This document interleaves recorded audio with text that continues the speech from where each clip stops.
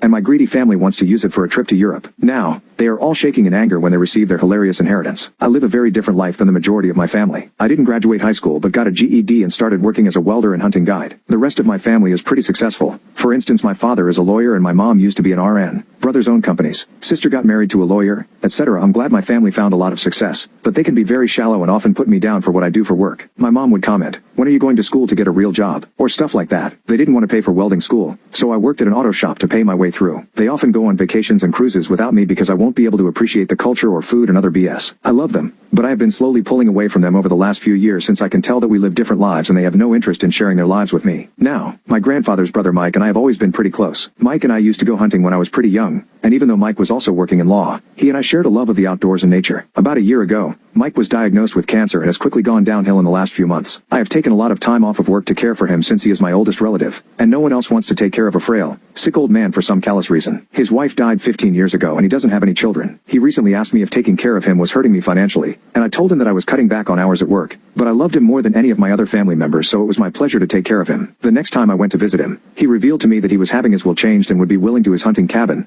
It's not a cabin. It's a small single-family home with power and running water, on 70+ acres, to me, along with about $100,000 too. Get it fixed up and start your life. He wants the rest of his estate to be liquefied and donated to different causes that he is passionate about. Mike is actively dying now. He asked to be taken out of hospice so he could die at home with his dog. In his own home, my family was talking about how much money Mike has, and how when he dies, they want to convert his hunting cabin into a summer vacation home, and how they were going to fund a big memorial trip to Europe on his dime since we are his last remaining family. They expect the majority of his wealth to be broken up between us all. They do not know that everything is being donated, and I'm getting the house and some of his money. I know that if when they find out about what Mike has so graciously done for me, they will rip me down and curse his name. I don't want to be around for the fallout. I plan to set aside some money for renovating the house for full-time use and start a small welding company someday. So, Wibta, should I cut them out of my life as soon as Mike is gone? Seeing this new greedy side of them has soured me a lot, and I don't know if I can even stand being around them anymore. Even though I know that Mike always said that your family should be everything to you. Update. Mike passed away shortly after my last post. He died peacefully in his sleep. His last waking hours were spent with me, Maisie, and the nurse who was caring for him. He is buried next to his late wife. He lived a good life. Some of his last words to me were, "We had a pretty good run, didn't we?" The will issue was hilarious to me and was a great pain reliever. Mike is always looking after me, even after his death, because watching the bombs fall in real time was like chicken soup to my grieving soul. Yes, Mike did leave the cabin and money to me. He also left me his guns, his dog and her stuff, his fishing pole/tackle, and a few moments from over the years. He changed the will 3 years ago and simply never told me or anyone else in the family. He left various trinkets for other members of our family that were pretty on the nose. For instance, he left my father, who spent a long time complaining about the contractors working on the house, a bag of old hand tools. My sister got a box of wine glasses. One of my brothers got a drawer full of pens and pencils for your blossoming legal career. He also gave all of us some money for a round of beer in his honor. Watching everyone go from fake sadness